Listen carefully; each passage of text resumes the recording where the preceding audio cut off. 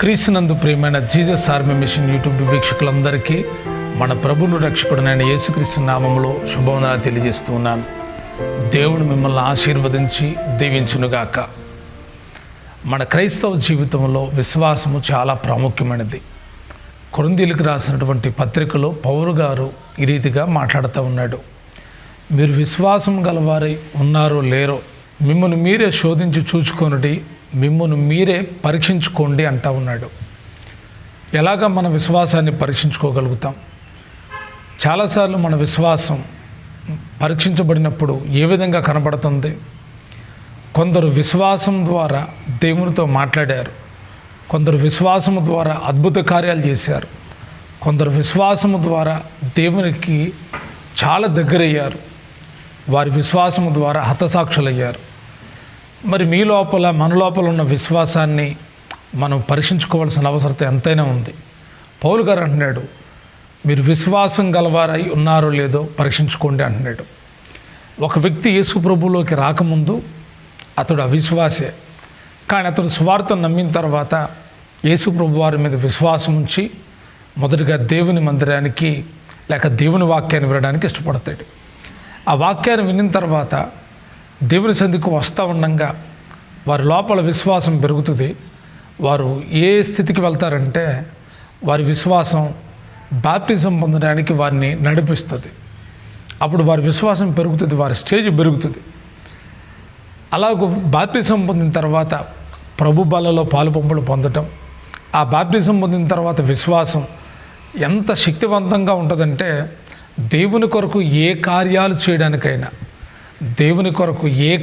చేయడానికైనా వెనుకాడనటువంటి విశ్వాసం. ఆ విశ్వాసం ద్వారా వారు సంతోషం కలిగి ఉంటారు. ఆ విశ్వాసం వారిలో ఉండడం మూలాన వారు ధైర్యవంతులుగా ఉంటున్నారు. ఆ విశ్వాసం ఎలా పనిచేస్తుందంటే దేవునికి ఇచ్చే దాంట్లో బహుదాతృత్వాన్ని కలిగి ఉంటున్నారు. వారి లోపల ఉన్న విశ్వాసం ఆ విశ్వాసం వారిని ఒక నూతనమైన అనుభవంలోకి నడుపుతుంది.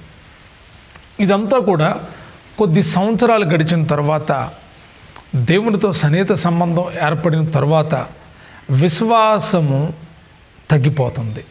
అందుకే పౌలు గారు అన్నాడు, మీరు విశ్వాసం గలవారై ఉన్నారో లేదో పరీక్షించుకోండి, చూసుకోండి. శోధించి అంటే ఏంటి? అంతరంగాల్లోకి వెళ్ళి చూసుకోండి అంటున్నాడు. ఎందుకంటే విశ్వాసం తగ్గిపోతూ ఉంటుంది. క్రీస్తునందు ప్రియమైన దేవుని బిడ్డలారా, మన విశ్వాసం తగ్గిపోవడానికి కొన్ని కారణాలు ఉన్నాయి. అయితే దీనికంటే ముందుగా అసలు విశ్వాసం మూలాన మనకు కలిగే ఆశీర్వాదం ఏంటి? విశ్వాసం అనగా నిరీక్షింపబడి వాటి యొక్క నిజస్వరూపం. లేని వాటిని మనం నమ్ముతున్నాం. యేసుక్రీస్తు ప్రభువారు లేడు, కానీ ఆయన స్వార్థ మూలంగా మనం నమ్ముతున్నాం. అదే విశ్వాసం. యేసుక్రీస్తు ప్రభునందు విశ్వాసం ఉంచటం మూలాన మనకు కలిగే 3 ఆశీర్వాదాలు లేక మేలులు మీకు తెలియజేస్తాను.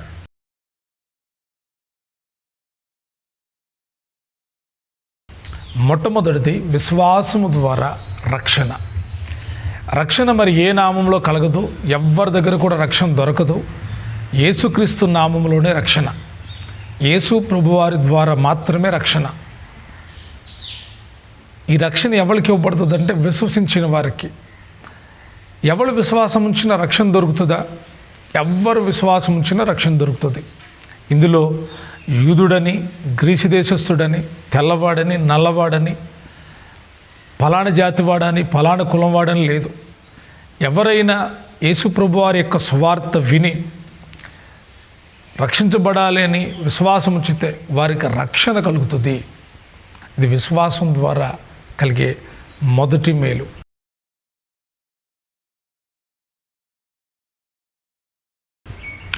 రెండవదిగా విశ్వాసము ద్వారా స్వస్థత కలుగుతుంది. స్వస్థత అంటే చాలామంది అనుకుంటారు యేసుప్రభువు వారు స్వస్థపరుస్తాడండి, బాగు చేస్తాడా అని. ఆయన బాగు చేస్తాడు. స్వస్థత 2 రకాలు. ఒకటి దైవికమైన స్వస్థత, రెండవది శరీరానికి కలిగేటువంటి స్వస్థత. దేవుడు తన పిల్లలను స్వస్థపరుస్తాడు, తనకిష్టమైన పిల్లలందరినీ ఆయన బాగు చేస్తాడు. యేసయ్య దగ్గరకు వచ్చి చాలామంది బాగుపడిన వాళ్ళు ఉన్నారు. నాకు తెలిసిన ఒక సాక్ష్యాన్ని మీ ముందు ఉంచుతాను. ఆయనకి క్యాన్సర్ వచ్చింది. వైద్యులు అన్నారు ఆ గడ్డ తీయటం కుదరదు, కాబట్టి నువ్వు కొద్ది రోజులకే చచ్చిపోతావు, అది తీసినా చచ్చిపోతావు, తీగిపోయినా చచ్చిపోతావు కొద్ది రోజులకి, కాబట్టి నీకు ఆపరేషన్ చేయమి, ఇంటికి వెళ్ళిపోమన్నారు. అతడు ఏం చేయాలో అర్థం కాక దిగాలతో ఉంటే వాళ్ళ బంధువులు సువార్త చెప్తే వాళ్ళు యేసుప్రభుని నమ్ముకొని అతను దేవుని మందిరానికి వెళుతూ బాప్టిజం పొందాడు. కొద్ది రోజులకే చచ్చిపోతాడు అని చెప్పిన మనిషి వారాలు గడిచినాయి, నెలలు గడిచినాయి, కానీ చావు రాట్లా. ఇప్పుడు సంవత్సరాలు గడుస్తూ ఉన్నాయి, కానీ చనిపోలేదు. మరి గడ్డ అలాగే ఉంది, మనిషి అలాగే ఉన్నాడు, కానీ చనిపోలా. ఈ స్వస్థత ఎవరు కలుగు చేసినట్లు? దేవుడే కలుగు చేశాడు. ప్రియ దేవుని బిడ్డలారా, దేవుడు దైవికమైన స్వస్థతను అనుగ్రహిస్తాడు. ఇది రెండవ విషయం.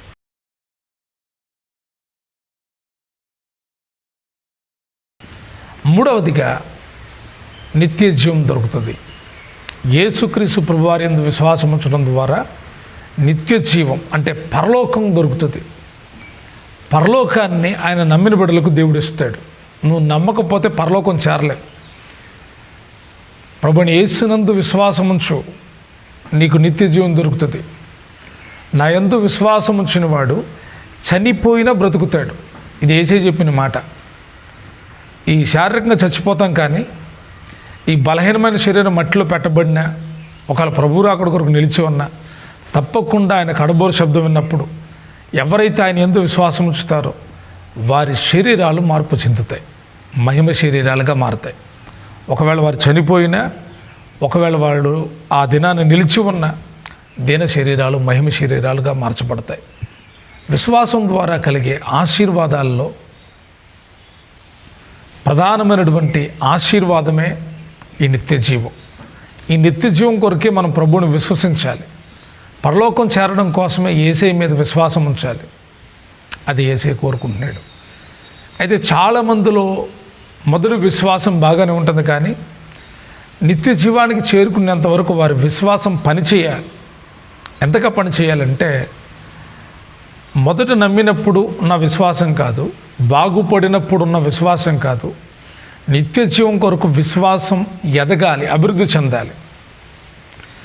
ఒక విత్తనాన్ని భూమిలో నాటితే ఆ విత్తనం మొలకెత్తి ఒక చిన్న చెట్టుగా, ఒక వృక్షంగా, ఒక మహావృక్షంగా ఎలా మారుతుందో మనలో కూడా విశ్వాసం ఆ రీతిగా అభివృద్ధి చెందాలి, ఆ రీతిగా వృద్ధిల్లాలని దేవుడు కోరుకుంటున్నాడు.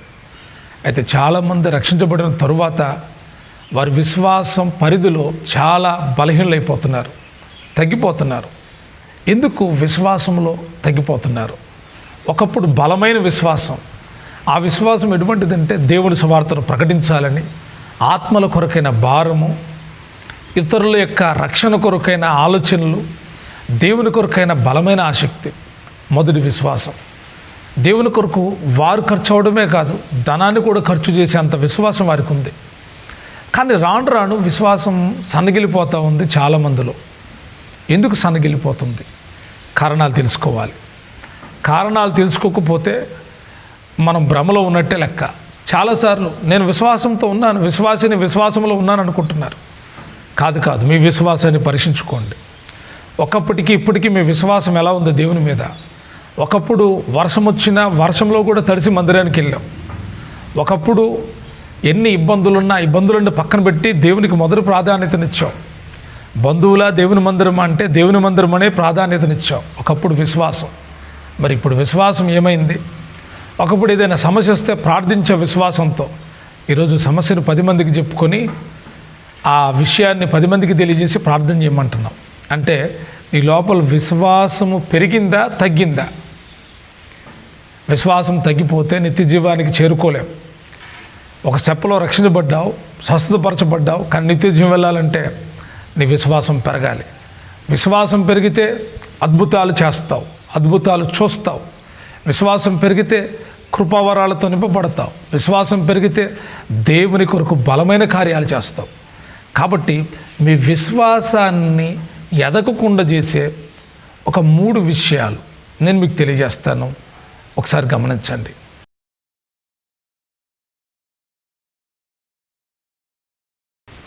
తిమోతేయులకు రాసినటువంటి మొదటి పత్రిక 4వ అధ్యాయంలో మొదటి విషయాన్ని చెప్తున్నాడు, గమనించండి.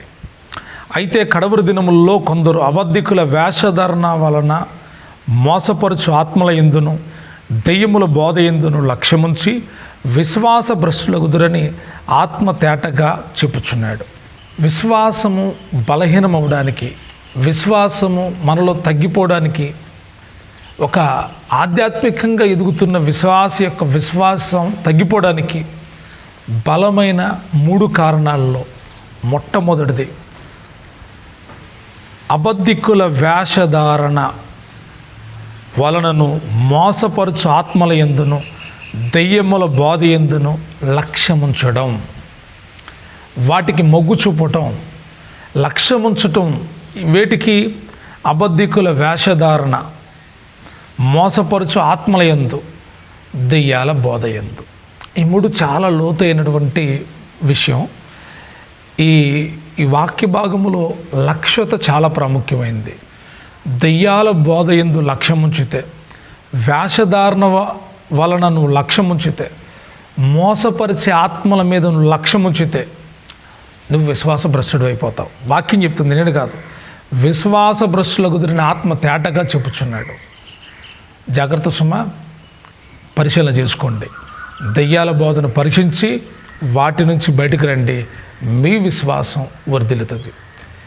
రెండో విషయాన్ని చెప్తున్నాను.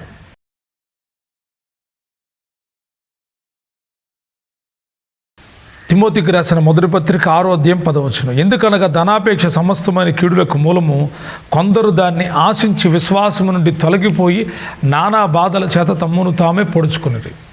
మీ విశ్వాసాన్ని పాడు చేసే రెండో కార్యం ధనాపేక్ష. ధనాపేక్ష సమస్త కీడులకు మూలం. ధనం మీద మనసు వెళ్ళిందా? ధనం ఉండడం తప్పు కాదు. ధనాపేక్ష, అడ్డదారుల్లో ధనాన్ని సంపాదించే ధనవంతులైన వాళ్ళలో విశ్వాసం ఉండదు. మీరు ధనాపేక్ష లేని వాళ్ళై ఉండండి. ధనము దేవుడు ఇస్తాడు, ధనం మనకు కావాలి. ధనాపేక్ష సమస్త కీడులకు మూలం. జాగ్రత్త కలిగి ఉంటే మీ విశ్వాసం చెడిపోదు. ధనం విషయంలో కనుక మీరు చెవి యొగ్గితే, ధనం కొరకు చిల్లర పనులు చేస్తే, ధనం కొరకు అబద్ధాలు చెబితే, ధనాపేక్ష మిమ్మల్ని కిడిలోకి తీసుకెళ్తుంది. అంత మాత్రమే కాదు, మీరు విశ్వాసం నుండి తొలగిపోయి నానా బాధలకు లోనవుతారు. మీ విశ్వాసాన్ని దిగజార్చేటువంటిది ధనాపేక్ష. 3వ విషయం చెప్తున్నాను.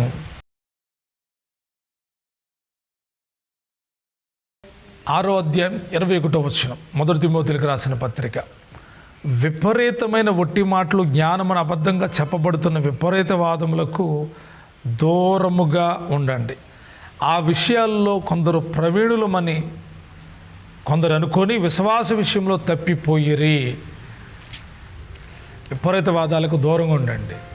చాలామంది వాదోపవాదాలు చేస్తారు. వాదాల వల్ల విశ్వాసం చెడిపోతుంది. వాదాల వల్ల నష్టం కలుగుతుంది ఆధ్యాత్మిక జీవితానికి. కొందరు అనుకున్నారు తమ వాదాల్లో మేము చాలా గ్రేట్గా మాట్లాడామని. మీరు వాదాల విషయంలో కనుక దూరంగా ఉండకపోతే మీ విశ్వాసం సన్నగిలుతుంది. కాబట్టి విశ్వాసం మీ లోపల ఏ రీతిగా ఉందో, ఎంత స్థాయిలో ఉందో, మీరు విశ్వాస సంబంధమైన వాళ్ళు కాదో అవునో మిమ్మల్ని మీరు పరీక్షించుకోండి, శోధించుకోండి. నేను ఇలాగున్నానా? నా విశ్వాసం తగ్గిపోవడానికి ఇలాంటి కార్యాలు నాలో ఉన్నాయా అని పరీక్షించుకొని ముందుకు కొనసాగండి. దేవుడు బలమైన విశ్వాసాన్ని ఇచ్చి మిమ్మల్ని స్థిరపరచును గాక.